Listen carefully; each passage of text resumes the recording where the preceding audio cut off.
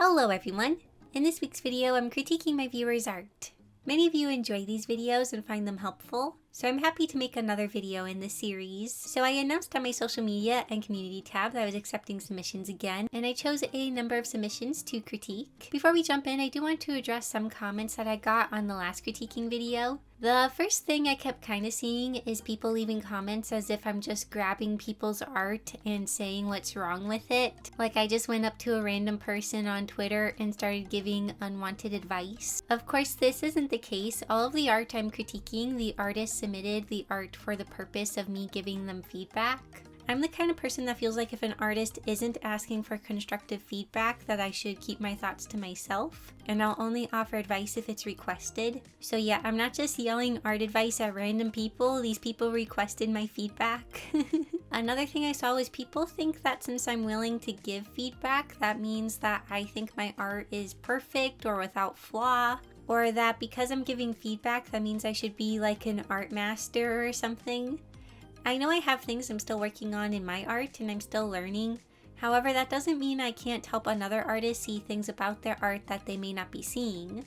I often get comments from artists and even non-artists, and you can objectively say they have less experience than I do when it comes to art. However, just because they have less experience doesn't mean they can't spot something odd or wrong in my art that I don't see. Sometimes you just need an outside perspective because you go blind to issues in your own art.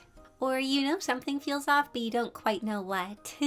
Anyways, those are just some things I wanted to address before getting into the video. As usual with these critiques, I won't be pointing out everything that could be fixed. I'm only going to focus on one or a few things per picture. That way the advice isn't overwhelming. Okay, enough intro, let's get started.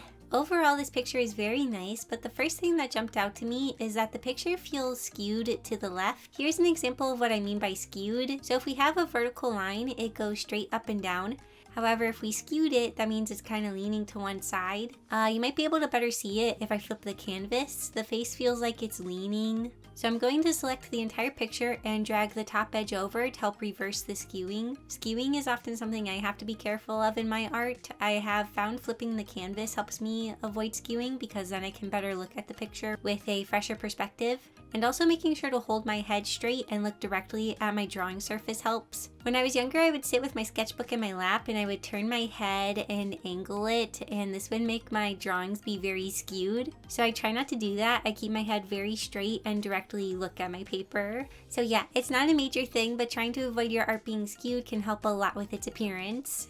This character is very neat and I like his outfit design, and the thing I wanted to talk about for this picture is the shiny buttons. I am a huge fan of shiny objects, however these buttons feel like they are calling too much attention and don't quite fit the lighting situation. So the light seems to be coming from the right and you have a decent amount of shading on the underside of the arm and on the torso. However, the buttons look like they are being directly hit with light and it feels like they shouldn't be. To tone them down, I'm going to go over them with a dark color set to multiply. Like I said, these buttons are calling a lot of attention. Because they have a lot of contrast, I looked at them first instead of the character's face. Contrast in a picture is a major way to guide your viewer's attention, so we have to be careful with what areas we make have a lot of contrast. By darkening the buttons a bit, I feel like they better fit in with your lighting. Chair requested that I give them feedback on their coloring. They said it feels dull. I'm going to be honest, I actually kind of like the dull colors. I really like your color palette, and they have a very warm and kind of nostalgic feeling. But I can totally understand wanting your colors to pop more. The main reason your colors look dull is the lack of contrast. If I make your picture black and white, we can see that the gray areas are all very similar. You can help the colors feel less dull by using colors with greater value changes, so using more light and dark colors. You can also more easily adjust the values by using the value adjuster. You can make your lights lighter and your darks darker. So yeah, I love your color choices, and if you want them to pop more, include more lights and darks along with your midtones. There is 4 things that jumped out to me with this picture. The first is that the blur on the book doesn't go all the way to the edge. I sometimes have to be careful of this with my pictures when adding the finishing touches. So I'd recommend blurring out the rest of the book. The second thing that felt a bit off is the composition. My eye kind of goes like this, and all this extra space doesn't really feel needed. My eyes get kind of stuck up there, so I would choose to crop the picture. Third is the legs. Drawing crossed legs is always something I have found to be tricky. And something that is confusing me here is that it feels like we should be able to see her thighs. If I draw what I think is going on with the form under the clothes, the legs should be doing something kind of like this, and we should be able to see the thigh. I can understand not wanting to show the upper thigh. It's slightly an upskirt shot, so if that's what you're trying to avoid, I would change how the skirt is draping. Lastly is this left arm. Once again, if I draw the form, it should be going something kind of like this. I feel like the sleeve needs to be a bit thicker to house the form of the arm. Keeping the forms in mind under the clothing can be really helpful. Overall, it's a very cute picture and the concept is very creative. I really like it. These two pictures have something in common, and it's their backgrounds. You can very much tell that the artist did not draw the backgrounds. For my webcomic and other projects, to make things go faster, I will sometimes use backgrounds I didn't draw and instead use assets from an asset library, or maybe a stock photo that is free to use. But I will edit them in a way that helps them better fit in, and I'll show you how I often do that. I'm going to start by isolating the background on its own layer so it's easier to edit. Next, I'm going to up the saturation to help things feel less dull and better fit with the character. Next, I'm going to use an effect called posterization. This basically gets rid of the gradients and makes things feel a bit more flat by using less colors. You can play around with how many colors you want to use, and how many I use depends on the look I'm going for. Next, I do a light paint over. I do this to fix textures, better define shapes, and just make things overall look more appealing. I wish I could say I have an exact method for this part, but usually I'm kind of just following my instincts and what I feel looks nice. Most of the time I'm just trying to simplify the colors or get rid of details that are not needed. Next, I throw on some lighter and darker gradients, apply some blur, and we're done. It's not perfect. I do feel like there's still a bit of a disconnect between the background and the character, but this is how I process backgrounds like this one if I want to use a photo as a background, and I hope this info helps. I really like how you captured the character's expression. A little detail did stick out to me, and it is the choker around the neck.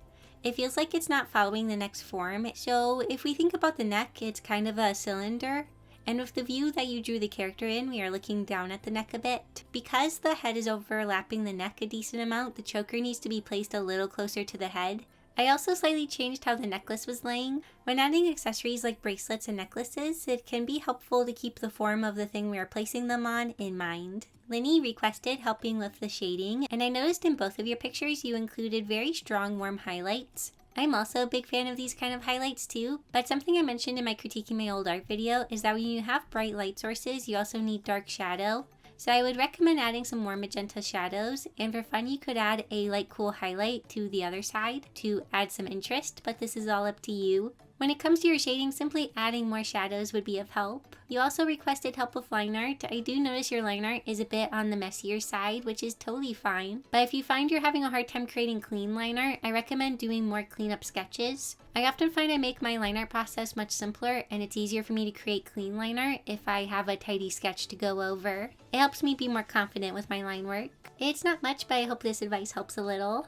Do you want a chance to win a custom sketch from me and a shout out in a future video? Well, you can enter for a chance to win over on CharacterHub. CharacterHub is a community built around showcasing amazing characters. There are also a lot of really neat features like special events, the marketplace where you can commission fellow members, the blab section where you can share posts, and tons of other features. This is the profile I created for my character Doris. It was a lot of fun to make and a lot of fun to add the little details like a Spotify playlist. Also, thank you so much to the people who have left comments and likes on her profile. Like I said, CharacterHub is hosting a giveaway where you can win special items to display on your profile, and one winner will win a custom sketch from me. Here's how to enter. If you don't have an account yet, you'll have to join the waitlist and use the code LOVETODRAW to improve the odds of getting in early. Even if you don't get into this giveaway, we may do more in the future. Once you get in, or if you already have an account, go to Settings, Code, and put in LOVETODRAW. You'll get a wrapped digital item that opens up February 26th. You can win one of these 4 items: Common, Rare, Super Rare, and the one ultra rare item that gives you a custom sketch by me and a shout out in a future video. There are links and instructions in the description, and make sure to use my code to up your odds of getting in early. Thank you so much to CharacterHub for sponsoring this video, and let's get back to critiquing. I really love the way you drew the wings. They are very pretty. There are a few small things I wanted to comment on. The first being is that I do like the jean texture you applied. However, because the shirt doesn't have any texture, it feels a little bit jarring. I would recommend either toning down the texture or adding texture to the rest of the clothing. It's not super noticeable, but I added a slight texture to the shirt. Next, I noticed that the shading on the wrist area and the shading on the sleeve doesn't really match up. To make them feel a little bit more cohesive, I extended the shading on the sleeve to match up to a similar area to the wrist. Before, I felt like they were in a bit of different lighting situations. I feel like the clothing folds on this arm are folding in a little too much, and it's making the form look a little off. I'm going to use the liquify tool to move them out just a tish. Lastly, the head feels a bit pointy on both the top and the bottom. This can be a stylistic choice, but because you have chosen more semi-realistic proportions for the body and face, I feel like we need to go with a rounder look for the head. So here are the before and after. These are all very small notes, but I hope they are helpful. These two pictures have something in common, and it's the low-res textures. For me personally, a low-res texture is a way to instantly bring down the feeling of a picture. A lot of times, even if it's simpler, you are better off doing something yourself compared to something that's pixelated and that you can tell was edited in. Also, your drawing of Zhongli is very nice. I feel like you did a really good job. For this picture, I do admire your ambition to add detail. But like I said, the added textures really stick out and really draw attention. If you want to add a detailed texture or image to things, I recommend drawing the things yourself at a high resolution and then transforming the picture to fit the object. This is what I often do for things like shirt designs in my webcomic. So yeah, I recommend trying to avoid using low-res textures in a picture, or even textures that seem like they don't fit in with the rest of the piece, because a lot of times you can tell when they're added in. The color combinations are very nice. I love the purple along with the yellow eyes. I did notice that the character's cranium feels very small along the top. The eyebrows and the eyes are very close to the top of the head, and this is making the proportions feel a bit off. When it comes to the width of the head, that feels good. So I'm going to try to just make the forehead a bit taller and also move the eyes down some. It's not a huge change, but I feel like it helps things feel more in proportion. Your style is very cute. I like the way you draw eyes. Something I did notice about the face is that the nose is very off-center. If we draw a line for where the center of the face is, we can see that the nose is very far from it. And since the nose is in the center of our faces, it should be close to that point. So I'm going to simply move it over a bit. Once again, not a big change, but helps the face feel more in proportion. This is a very nice drawing of Wednesday Addams. I was very easily able to tell it was her, so good job. I do want to talk a bit about the anatomy of the right arm. It feels like the shoulder joint is kind of out of its socket, or it kind of looks like when a toy doll lifts its arm. To better explain, I'll draw a quick diagram. So we have a head with a rib cage, and when drawing arms that are raised, I keep 3 muscle masses in mind. First, we have the deltoid muscle and the trap muscle. We will get to the third one in a bit. So when the arm is being raised, the deltoid kind of follows the line from the armpit and wraps around the shoulder because it's kind of making up the shoulder.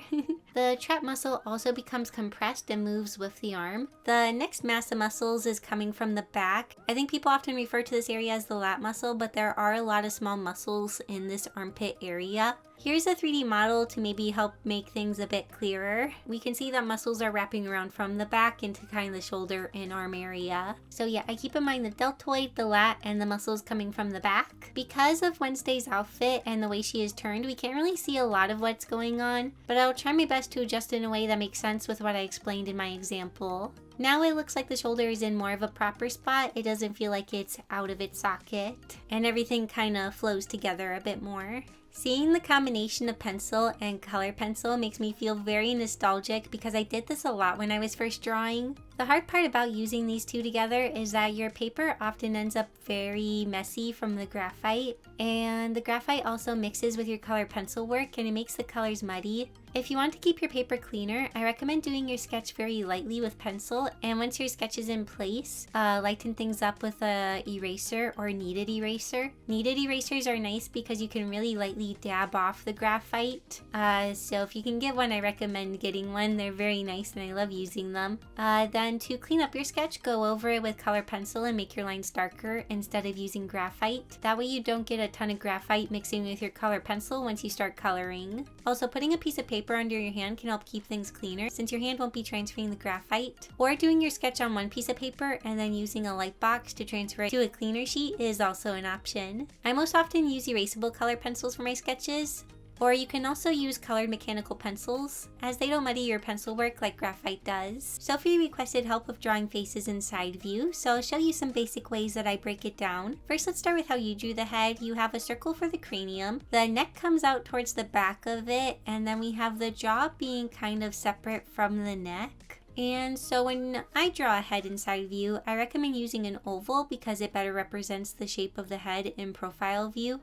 To help me place the jaw, I draw a line around the center point of the oval, and this is where the jaw comes in. The bottom of the ear comes off the jaw, and the part where it connects to the head is also around the center point. I draw the neck on the thinner side, so it's not totally anatomically correct, but the neck connects up to the chin area and close to the back side of the circle. A lot of times I'll make it line up a little along the back side of the ear, or for my girl characters, the ear will kind of cover up where the neck is connecting to the head. It kind of depends on how I proportion things. To find where I place the nose, I draw a line coming off the bottom of the circle, and this gives me where the tip of the nose should be. Oh, also a helpful tip is that the lip area isn't a straight vertical line. It often tilts in towards the chin, kind of like this. So yeah, that's how I simply break down the head in side view. I really like how you drew the character's expression and glowing eyes. I do have to say it was a little tricky for me to figure out where the light source is coming from. At first I thought maybe it was coming from the right, since you have a lot of deep shadows on the left of the character's face. But then the shading on the hand doesn't really make sense. Then I thought maybe it's coming from above, and this works a bit more, but I feel like the shading needed to be a little bit adjusted under the fingers, on the back of the hand, and under the neck. I added the shadow to the hand just to better show its form. I find adding a lighter shadow like this can be very nice for doing that. Like I said, I do really like the expression, and I feel like it could maybe benefit from adding a bit of shading to indicate the lower eyelids. This further helps push the expression and help us see the lower lids being pressed up. I learned about this more recently and have been including it in more of my recent works. I find it to be a very neat trick for indicating the lower lid. I want to start by saying I love your color choices, and I also really like the way you paint clothing folds, and your paint strokes all feel very nice. One thing that does feel odd to me is this arm on the right. With the way I'm looking at it, it feels like there are 4 joints. So we have the wrist, elbow, and then this point down here, and they all connect. But then we also have the connection point up to the shoulder. And it's like he has 2 shoulder joints, or the upper arm is coming out in a different spot. It should be coming out up here by the shoulder, and I just can't fully understand what the arm is doing. If I imagine how the back of the neck and the shoulder are forming, it should be something about like this. So I will use the liquify tool and also paint on top to make the upper arm and shoulder all be more like one form. In your version, it felt like the shoulder and upper arm are separate things. But when we raise our arms, the shoulders and back muscles all follow, kind of like I was mentioning earlier. When we raise the arm, the back muscles move to follow the motion. So I'm going to draw them in that kind of way. Now we have a more understandable form, and the wrist, elbow, and shoulder all flow together. Like I said, I really love your color choices and the way you paint. It's very pretty, and I hope the tip about the arm helped. Well, those are all the critiques for this video. I hope my advice was helpful to the people that sent in their art, and that they were also helpful to you who are watching. Thank you so much again to everyone that submitted their art, and I hope I was able to be of some help. If you'd like to see me do this again, let me know down in the comments. Before we end, I want to say a huge thank you to my super awesome YouTube members and Patreon patrons. Your support means a ton to me. And thank you so much for watching this video. I hope you enjoyed it, and I'll see you all next week in my next video. Bye!